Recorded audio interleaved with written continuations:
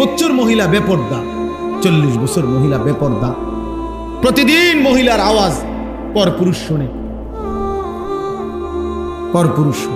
একবার জীবনে নবীর স্ত্রীরা 9 জনে নবীজির কাছে বলছে, আমাদের খাদ্য খাবারের একটু কষ্ট হয়, আপনি যে অতিরিক্ত যুদ্ধের যে সম্পদ পান সেখান থেকে আমগো বরাদ্দ মাঝে মধ্যে গনিমতের মাল পাইলে একটু বাড়াইয়া দিলে হয় না? এই কথাটা একবার জীবনে বলছি। রাসূলুল্লাহ সাল্লাল্লাহু আলাইহি ওয়াসাল্লামের স্ত্রীরা 9 জন, আল্লাহর নবী সাল্লাল্লাহু আলাইহি ওয়াসাল্লাম সেদিন এশার নামাজ পড়ে আর ঘরে যায় নাই। মনটা কষ্ট পাইছে, হায় আমার বিবিরা দুনিয়া চাইলো, আমার ঘরে থাইকা আমার বিবি হইয়া ওরা দুনিয়া চাইলো। তো মন খারাপ করে যখন তিনি মসজিদে বসে আছেন, এশার নামাজের পরে ঘরে যাচ্ছে না হুজরায়, তো আল্লাহ তাআলা বলছে, বন্ধু, ইয়া আইয়ুহান নাবিয়্যু কুল লিআজওয়াজিকা ইন কুনতুন্না তুরিদনাল হায়াতাদ দুনিয়া ওয়া যিনাতাহা ফাতাআলাইনা উমাত্তিউকুন্না ওয়া উসাররিহুকুন্না সারাহান জামিলা। আপনি যান, ঘরে যান, মন খারাপ করেন না। আপনার বিবিদেরকে গিয়ে বলেন, হে বিবিরা, যদি তোমরা দুনিয়া চাও, সম্পদ চাও, তো যা লাগবে, যা কিছু ফার্নিচার, আসবাব, গহনা, কসমেটিক্স যা লাগবে বলো, আমি সব তোমাদেরকে দিয়ে দেব, এক শর্তে, শুধু আমি রাসূলের স্ত্রী, এটা ছেড়ে দিতে হবে। বুঝেন নাই? মুহাম্মদের স্ত্রী থাকতে পারবা না, আমার থেকে তালাক নিয়ে নিতে হইবে, এরপরে যা বলো সব দেব, সব দেব। ওয়া ইন কুনতুন্না তুরিদিনাল্লাহ ওয়া রাসূলা ওয়াদ দারাল আখিরা ফাইন্নাল্লাহা আ'আদ্দা লিল মুহসিনাতি মিনকুন্না আজরান আযীমা। আর যদি আল্লাহকে চাও, রাসূলকে চাও, আখিরাতকে চাও, তো এখন নিয়মিত নেক আমল করতে হবে, মুহসিনাত হইতে হবে, মানে নেককার নারী হইতে হবে। তাহলে আমি আল্লাহ ওয়াদা দিলাম, সর্বশ্রেষ্ঠ বিনিময় জান্নাত দিয়ে দেব। সিদ্ধান্ত নাও, দুনিয়া চাইলে রাসূল ছেড়ে দাও, আল্লাহ রাসূল আখিরাত চাইলে দুনিয়া ছেড়ে দাও। আল্লাহ নবী সাল্লাল্লাহু আলাইহি ওয়াসাল্লাম আম্মা জান আয়েশা রাদিয়াল্লাহু তাআলা আনহাকে বলছে, ঘরে আয়েশা, নবীর স্ত্রী আয়েশাকে, আয়েশা শোনো, তোমাদের দাবি দেওয়ার ক্ষেত্রে আল্লাহর পক্ষ থেকে এখন আয়াত নাজিল হয়েছে, আমি শুনাইতেছি, তবে ভূমিকা বলছে নবী একটা, যে আয়াতটা বলার আগে আগে শোনো, তৎক্ষণাৎ জবাব দিও না। তুমি বাকি 8 জনের লগে মিটিং করো, মশওয়ারা করো, পরামর্শ করো, প্রয়োজনে তোমরা তোমাদের বাড়িতে যাও, যাইয়া তোমাদের আব্বা মা, ওই ছেলে ওই দিক দিয়ে জায়গা আছে তো বাবা, ওই দেখো, ওই দরজাটা দিয়ে ঢোকো, তুমি আও বাপ, এদের ঢুকে শোনো কতক্ষণ।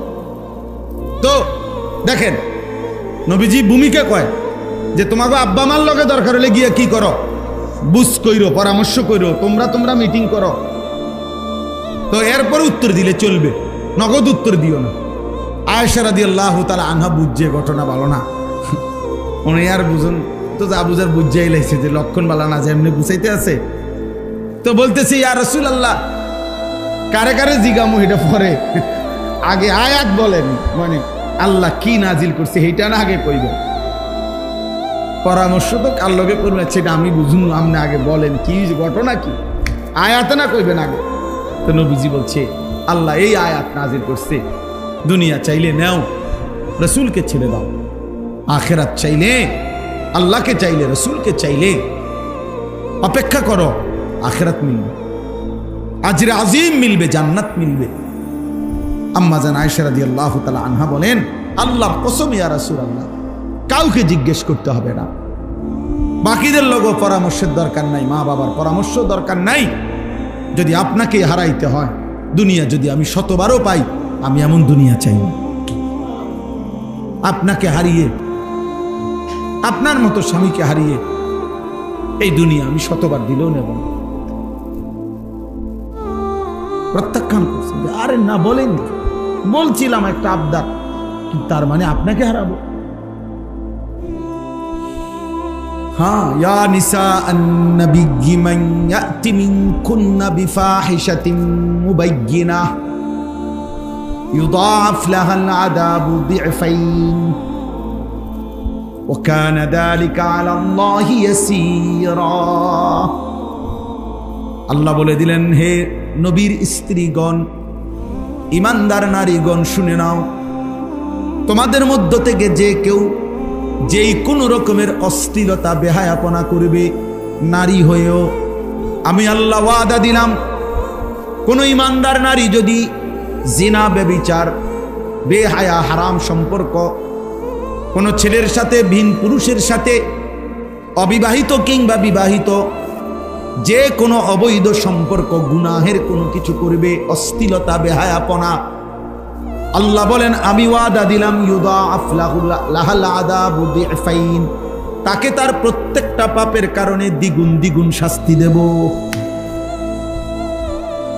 নারী হইয়া বেদ্য হইলা কেমনে?